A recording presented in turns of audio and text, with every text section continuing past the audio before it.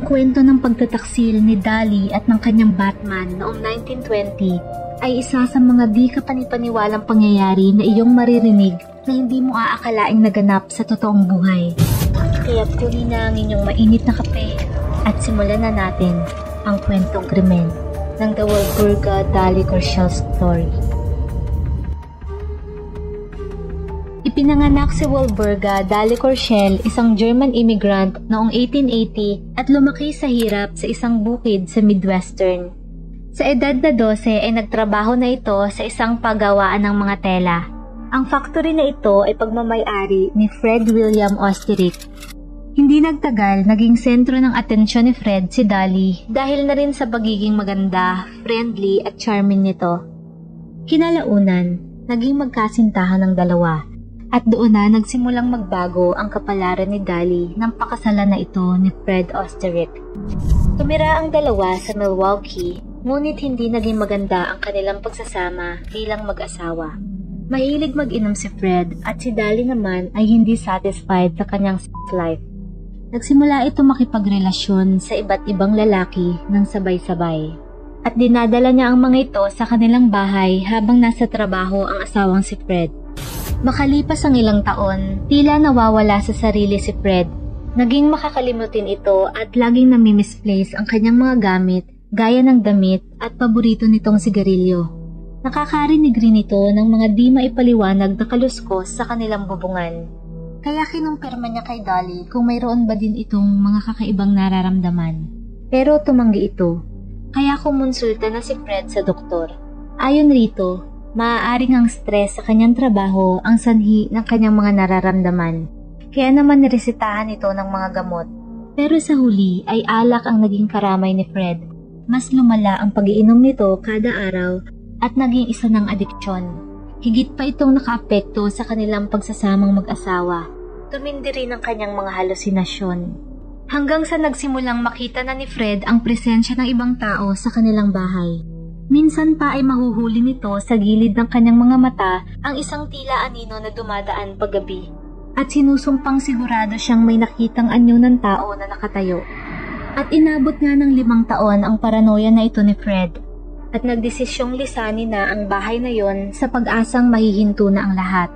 Kaya naman noong 1918, lumipat ng tirahan ng mag-asawa sa Los Angeles. Pero tila hindi tinantanan si Fred ng kanyang nais takasan. Dahil kahit sa bagong nilipatan ay ganoon pa rin. Kaya nakumpirma niyang hindi ang dating bahay ang problema. Hindi na mawari ni Fred kung ano ang realidad. Patuloy ang pagkapit nito sa alak bilang karamay. Tumindi pa lalo ang pag-iinom nito kumpara noong nasa Milwaukee pa sila. Simula pagkalipat ay mas lumala ang pagsasama ni Dali at Fred. At ang away sa pagitan nila ay madalas nauuwi sa pagiging bayente. Unti-unting gumuguho ang kanilang pagsasama at duda ni Fred ay nangangaliwa ang asawa. Hanggang sa noong August 22, 1922, isang brutal na away mag-asawa ang naganap. Naghihiyawan ang dalawa at nagsimulang magbanta sa isa't isa. Mainit na nag-aaway ang dalawa nang biglang lumitaw ang isang lalaki na may bit-bit na baril. Sa mga panahong yon ay hindi mawari ni Fred ang nangyayari. Nakipagbuno ang intruder kay Fred hanggang sa nagpaputok na ito ng baril. 3 bala ang pinakawalan nito direkta kay Fred, sanhi upang agaran itong mamatay. Agad namang nakarating sa bahay ang mga pulis mula sa pagtawag ng kapitbahay ng mag-asawa. Doon ay bumungad sa kanila ang wala ng buhay na si Fred habang si Dali naman ay nakakandado sa closet sa itaas ng bahay. Napag-alamang nawawala ang mahalagang gamit ng mag-asawa, kabilang na ang diamond encrusted watch ni Fred. Pinaniwalaan naman ng mga pulis ang statement ni Dali na sila ay nilooban ng mga magnanakaw at wala umanong rason para pagdudahan nito, lalo pat nakalak nga ito sa loob ng kanyang closet.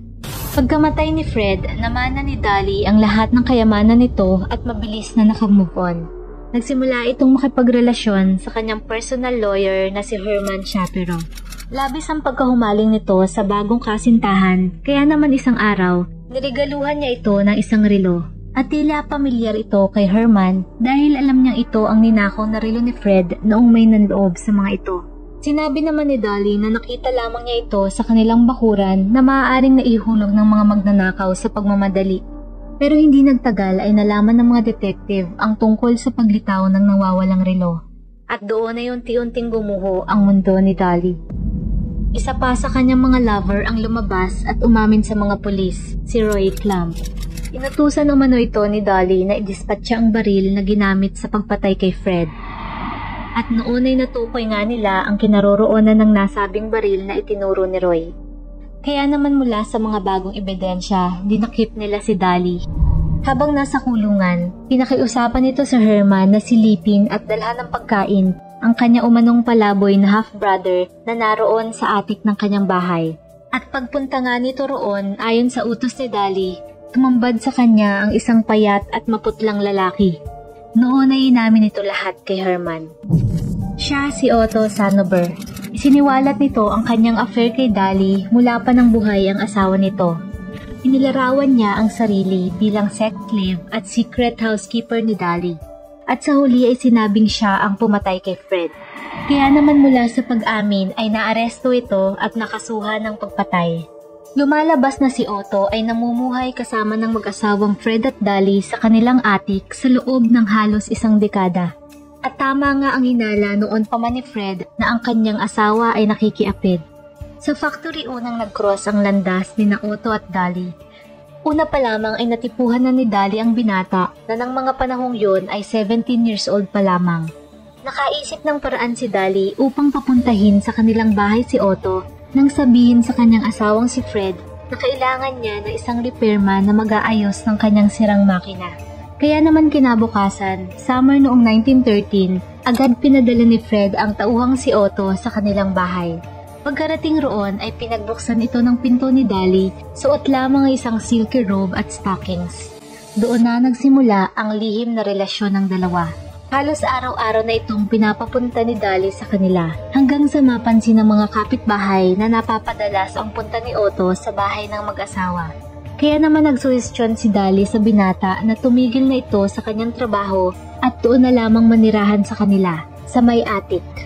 Sang-ayon naman roon si Otto dahil wala na rin naman itong mga kamag-anak pa. At mula nga noon ay pinutol na ni Otto ang lahat ng kanyang koneksyon sa labas at namuhay sa attic ni Dolly. Tanging ito lamang ang kanyang nakakasama sa buong panahon ng kanyang paninirahan sa attic.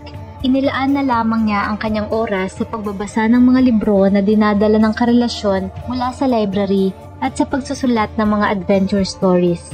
Nagagawa nitong lumabas mula sa kanyang hideout kapag nakaalis na para magtrabaho si Fred. Doon ay magkikita sila ni Dolly sa baba habang wala ang asawa nito. At upang maging busy ay gumagawa naman ito ng mga housework. Namamalansya ito ng damit ni Fred, nag-aayos ng kama, naglilinis ng sapatos at nagluluto ng dinner. Hanggang sa huli ay inakala ni Fred na siya ay nasisiraan, ngunit sadyang hindi guni-guni ang lahat. Si Otto, ang taong mismong pumatay sa kanya at kabit ng kanyang asawa, ay ang tao ring nakasama niya sa iisang bubong ng halos isang dekada nang hindi niya namamalayan. Kaya naman binansagan itong Batman ng Los Angeles. Samantala, natakasan naman ni Dolly ang sentensya matapos maging hati ang desisyon ng jury sa kanyang kaso. Sa kabilang banda, dahil expired na ang 7 taon na statute of limitation para sa opensa ni Otto, at 8 taon na ang lumipas nang napatay niya si Fred, binawi naman ang hatol rito. Kaya naman namuhay itong isang free man, gaya rin ni Dolly. Sa huli, naghiwalay na sila ng landas ni Dolly. Tuluyan namang nilisan ni Otto ang lugar na yon at nagpalit ng pangalan bilang Walter Plain at nanirahan na sa Canada. Doon na rin niya natagpuan ang babaeng kanyang pinakasalan. Habang si Dolly naman ay nanatili sa LA kasama ng kanyang second husband hanggang sa mamatay ito sa edad na 80 years old noong 1961.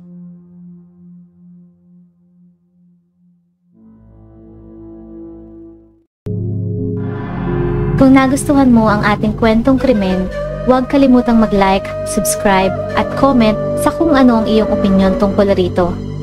At laging tatandaan, mahalaga ang buhay. Huwag kang papatay. Maraming salamat po sa panonood at hanggang sa muli.